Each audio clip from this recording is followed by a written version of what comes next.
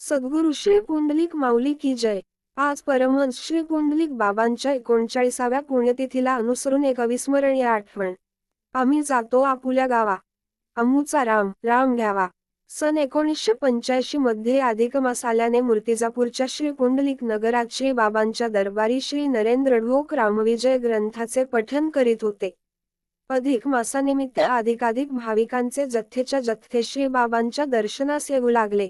त्याला कारण केवळ अधिक मासाचे नव्हते, तर श्री बाबा आता आपले या देहातील अवतार कार्य संपवून निर्गुण रूपात परतणार असल्याचे अनेकांना प्रत्यक्ष वा अप्रत्यक्ष संकेत मिळू लागले होते। आपले दृष्टांत येथे येऊन जो तो प्रत्येकास सांगून श्री बाबांच्या विरहाच्या नुसत्या कल्पनेनेच कळवळून जाऊ लागला। सन 1976 मध्ये असेच त्यांना काही आजाराने अकोल्याच्या डॉक्टर भागवतांकडे नेले असताना डॉक्टर भागवतांना श्री बाबांचे कृष्णरूपात दर्शन घडले होते। त्यामुळे भगवान श्री सत्यसाई बाबांची मनोभावे उपासना करणाऱ्या डॉक्टर भागवतांनी संत महात्म्य जाणून यथोचित आदराने योग्य मर्यादा ध्यानी ठेवून त्यांची यथाशक्य सेवा केली। त्यानंतर श्री बाबांना मधुमेह असल्याचे निदान झाल्यामुळे त्यांचे सर्व प्रवास दौरे पूर्णतः बंद केले गेले। तत्पूर्वी विदर्भातील लहान मोठ्या गावापासून ते थेट कोकणापर्यंत व शिर्डी गणेश वगैरे सारख्या विश्ववंद्य तीर्थस्थळी श्री बाबांचा नित्य प्रवास दौरा भक्तांच्या आग्रहाने सुरूच असे। भक्तांच्या प्रेमाग्रहाला श्री बाबांसारखा विदेही कोणतेही बंधन न पाळता प्रतिसाद देत त्यांचे शरीराकडे कधीच लक्ष नसे। खाणे पिणे झोपणे जागणे याबाबत कधीच कोणताही निश्चित नसे। त्या दिवशी जेवणानंतर सद्भक्त डॉक्टर बेलखेडकर श्री बाबांना इन्शुलिनचे इंजेक्शन देऊ लागले होते। तेव्हा परत परत इंजेक्शन नाकारीत श्री बाबा म्हणू लागले होते, झाले आता झालं की झालं न बाप्पा झाल रे। सद्भक्त श्री पांडुरंग मुंदेकर यांना श्री बाबा आपले सद्गुरू श्री भगवान मुंगसाजीकडे परवानगी मागत आहेत असा दृष्टांत झाला। तसेच एकदा श्री बाबा स्वतः भोवती गिरकी घेऊन जोराने फिरत अचानक अदृश्य झाल्याचेही दिसले। नाशवंत देह जाणार सकल हे पालुपद अलीकडे श्री बाबांच्या तोंडून परत परत ऐकू येऊ लागले होते। देह जाणार जाणार त्यासी काळोबा खाणार असे श्री बाबा हसतमुखाने अधिक मासात येणाऱ्या भाविकांच्या कानी घातल्याशिवाय राहत नसत। 7 ऑक्टोबर 85 ला सद्भक्त बाबा धाडेंच्या पत्नी सौ शालिनीबाई श्री बाबांच्या दर्शनास आल्या। त्यांनी नित्याप्रमाणे दर्शन घेताच श्री बाबा त्यांस म्हणू लागले, आम्ही गावाला जातो ना बुवा, टांगा न्यायला आला ना रे। अशा प्रकारे अनेक भक्तांना त्यांनी आपल्या इहलोकची यात्रा संपल्याचे प्रत्यक्ष अप्रत्यक्षरित्या सांगून सगुणरूपी देहत्याग करण्याचे संकेत दिले होते। 8 ऑक्टोबर 85 च्या मंगळवारी साऱ्या दिवसभर श्री बाबा पुंडलिकनगरच्या आवारात अविश्रांत फिरू लागले। श्री हिमंतराव देशमुख सहकुटुंब दर्शनास येऊन श्री नारायणभाऊंना देव समाधी घेणार आहेत का असे विचारू लागले। तेव्हा नारायणभाऊंनी अशा अफवांवर विश्वास ठेवू नका असे त्यांना सांगितले। तरीही श्री देशमुख परमहंस देव काय करतील कोणाला ठाऊक असे म्हणू लागले। तसेच कामरगानवचे श्री बंडू देशमुख यांच्या लहान मुलाने त्या दिवशी सकाळी उठताच रडतच श्री बाबा समाधी घेणार आहेत असे त्यांना सांगितले। ते ऐकून तेही अंचब्यांने लगेच त्या दिवशीच दर्शनास आले होते। त्यावेळी पूज्य श्री बाबांची तब्येत खरोखरीच अगदी व्यवस्थित होती। नेहमीप्रमाणेच हिंडणे फिरणे बोलणे बसणे वगैरे सुरू होते। श्री विश्वनाथराव मुळे त्या दिवशी योगायोगाने संबंध दिवसभर तेथेच होते। त्यांनीही सांगितले की त्या दिवशी श्री बाबा नेहमीपेक्षा जास्तच हिंडत फिरत होते।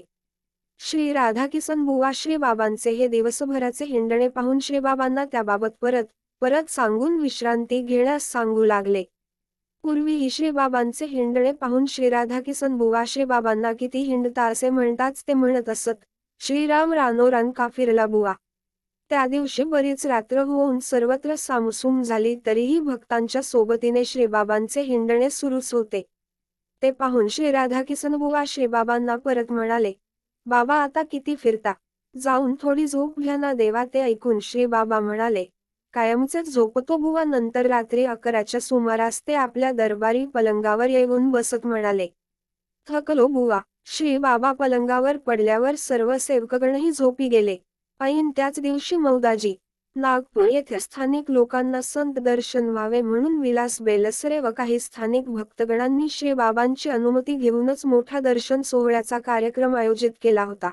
आणि ह्याच कार्यक्रमाला श्री बाबा तब्येतीमुळे येऊ शकत नसल्यामुळे श्री नारायणभाऊ मौद्याला जाण्याकरिता रात्री नुकतेच मूर्तिजापूर स्टेशनवर गेले होते. रात्री 12ला श्री बाबा वांती करू लागले.